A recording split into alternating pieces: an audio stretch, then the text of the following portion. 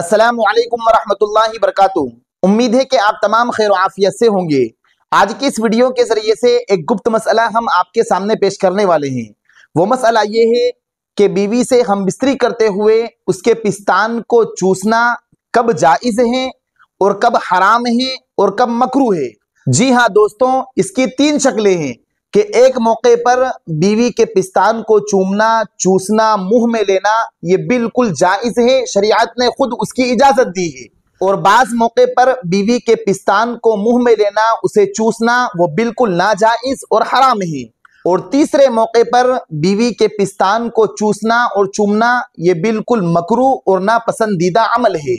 अब कब मकरूह है, कब हराम है और कब जायज है, वो तमाम इस वीडियो के जरिए से हम आपको तफसील से बतलाने वाले हैं। बस आपसे दरखास्त है कि आप वीडियो को आखिर तक देखें और स्किप किए बगैर इस वीडियो को देखें, इसलिए कि बाज लोग सिरे ही से ये समझते हैं कि बीवी के पिस्तान को चूसना और चूमना ये बिल्कुल सही नहीं है, शरीयत ने इसकी इजाजत नहीं दी है। वो भी गलत समझते हैं। और बाज लोग ये समझते हैं कि हर हालत में हर वक्त हम बीवी के पिस्तान को चूम सकते हैं, चूस सकते हैं, वो भी गलत समझते हैं। और कब मकरूह है इसको तो कोई भी नहीं समझता है। और ना जानने की सबसे बड़ी वजह यह है कि ये ऐसे मसाइल हैं जिनके बारे में कोई बात करना ही नहीं चाहता, बल्कि जब हम ऐसे मसाइल वीडियो के जरिए से बतलाते हैं तो हमें भी बहुत नेगेटिव कमेंट आते हैं और यही कहा जाता है कि यही टॉपिक मिला तुमको मसला बयान करने पर, और अजीब अजीब कमेंट किए जाते हैं। लेकिन इस्लाम ने खुद इसकी इजाजत दी है कि मुहज़्ज़ब तरीके से और अल्फाज की रियायत रखते हुए अखलाकी एतबार से हम ऐसे मसाइल खुद बयान कर सकते हैं। अगर हम ऐसे मसाइल नहीं बतलाएंगे तो हमारे नौजवान जो शादीशुदा हैं या जिनकी शादी करीब है वो सही मसाइल जो हम बिस्तरी के ताल्लुक से होते हैं वो बिल्कुल भी नहीं समझ पाएंगे। इसलिए कि ऐसे मसाइल उर्दू की किताबों के अंदर लिखे हुए होते हैं या अरबी की किताबों के अंदर लिखे हुए होते हैं, जो अक्सर नौजवान अरबी और उर्दू पढ़ने से कासिर है, यानी वो अरबी और उर्दू नहीं जानते हैं।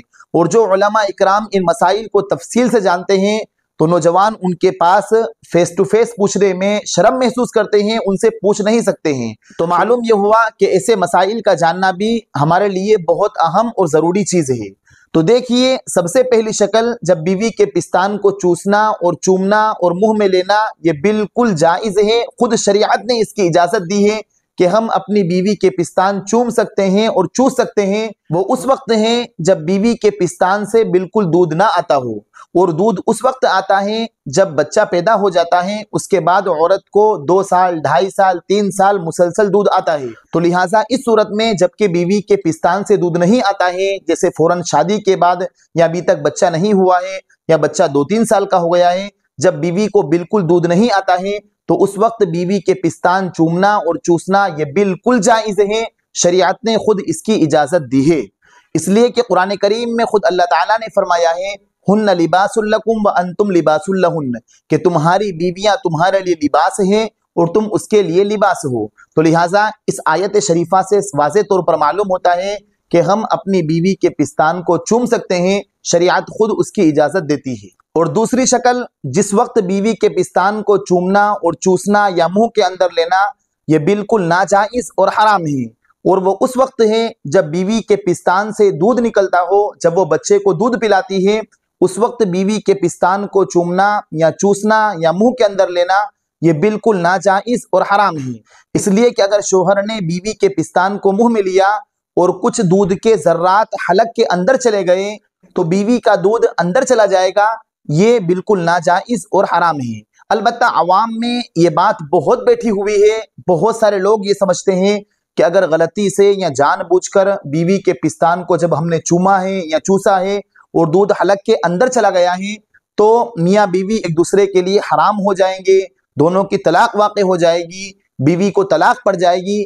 तो ये एक गलत मसला अवाम के दरमियान मशहूर है। हालांकि सही मसला ये है कि बीवी के पिस्तान से अगर जो दूध निकलता है वो शोहर के हलक के अंदर चला गया, चाहे शोहर ने जानबूझ के हलक के अंदर निगल लिया हो या गलती से ऐसा हुआ है, तब भी निकाह पर कोई फर्क नहीं पड़ेगा। अलबत्ता ऐसे मौके पर जब बीवी के पिस्तान से दूध निकलता है उस वक्त शोहर के लिए बीवी के पिस्तान को चूसना और दूध का अंदर हलक के अंदर चला जाना ये बिल्कुल हराम है। तो लिहाजा सही मसला ये है कि जब बीवी के पिस्तान से दूध निकलता हो, जब बच्चा दूध पीता हो, उस वक्त उसके पिस्तान को नहीं चूमना चाहिए और नहीं चूसना चाहिए। अब तीसरी शक्ल, जब बीवी के पिस्तान को पीना मकरूह है, पिस्तान को चूसना या मुंह में लेना मकरूह है, और वो उस वक्त जबकि कोई शख्स रोजे की हालत में, जब किसी शख्स ने रमजान के रोजे रखे हों या कोई नफली रोजा रखा हो या कज़ा रोजा रखा हो, तो उस वक्त बीवी के पिस्तान को चूसना या चूमना ये मकरूह और नापसंदीदा अमल है। शरीयत ने इस अमल को पसंद नहीं फरमाया है। अलबत्ता अगर उस वक्त बीवी के पिस्तान से दूध निकलता हो और दूध हलक के अंदर चला गया तो फिर तो रोजा ही टूट जाएगा। लेकिन अगर बीवी के पिस्तान से दूध नहीं आता है तब भी रोजे की हालत में बीवी के पिस्तान को चूमना और चूसना ये एक मकरूह अमल है जिसको शरीयत ने पसंद नहीं फरमाया है। तो लिहाजा ये तीन शक्लें थी कि जिसके अंदर कभी बीवी के पिस्तान को पीना बिल्कुल जायज था और किसी में हराम था और किसी में मकरूह था। तो उम्मीद है कि आप इन तीनों शक्लों को अच्छी तरीके से समझ गए होंगे।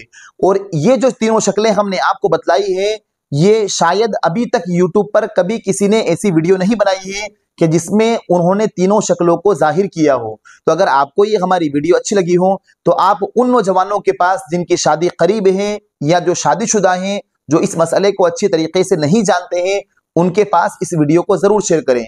और ये जो मसला हमने आपके सामने पेश किया है ये मुख्तलिफ किताबों से और मोतबर किताबों से लेकर ही हमने आपके सामने पेश किया है। फजज़ाकुमुल्लाहु खैरन व अहसनल जज़ा। अस्सलामु अलैकुम व रहमतुल्लाहि व बरकातुहू।